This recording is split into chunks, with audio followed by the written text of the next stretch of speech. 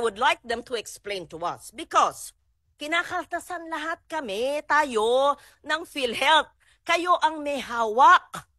Habang namamatay ang mga tao, humihingi ng guarantee letter ang habang proseso.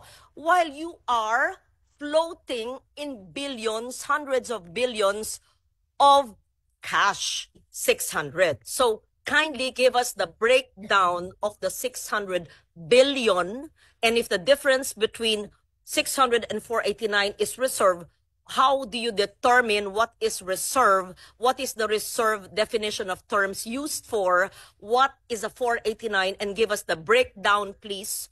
And in what bank is it deposited? What kind of a deposit is it?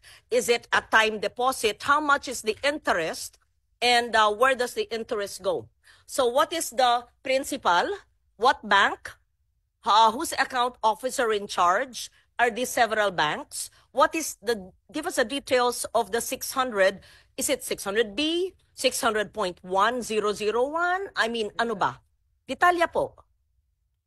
The Filipino people need to know. And my second question would be, meron ba ni isang Pilipino na maaapektuhan dahil siniro? Hindi kami ha, wala ako sa BICAM ha, na siniro ang PhilHealth. At yung mga, pangatlong tanong, yung mga ospital at mga serbisyo na umaangal sa amin dahil kami ang nasa field na marami raw babayaran ang PhilHealth sa kanila, bakit nyo para naman kayong may rubber band sa mga pockets ninyo na may pera ayaw ilabas? Hindi nyo pera yan ha? Kayo'y empleyado ng gobyerno, parang tayong lahat ha. Babayaran nyo dapat in a timely manner lahat ng mga kinauutangan ninyo. That's fiscal discipline. I think your background is finance. Ibalanse nyo ang fiscal discipline at saka ang serbisyo sa mga nangangailangan na mga miyembro ng PhilHealth.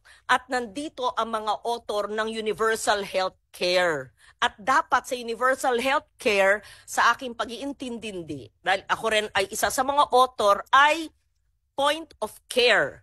Hindi na kailangan maglabas ng ID. Hindi na kailangan ng guarantee letter sa mayor, congressman, senator.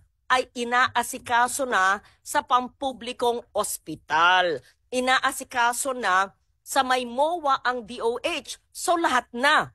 And just for the record, Mr. Chair, and the principal author and sponsor, Senator JV, and you would know that because you were my vice chair when I was finance. Even before the Universal Health Care was enacted into law, Senator JV, what did I do? What did we do? You were my vice chair for health. I covered, as chairman of finance, every Filipino, every indigent Filipino. Sec Mina Pangandaman knows this. She's now the DBM secretary. She was with me. Alam to ni Attorney Yoli Doblon, where is she? She was the head of the LBRMO. Director Irene knows this. She was also the deputy staff of Attorney Doblon.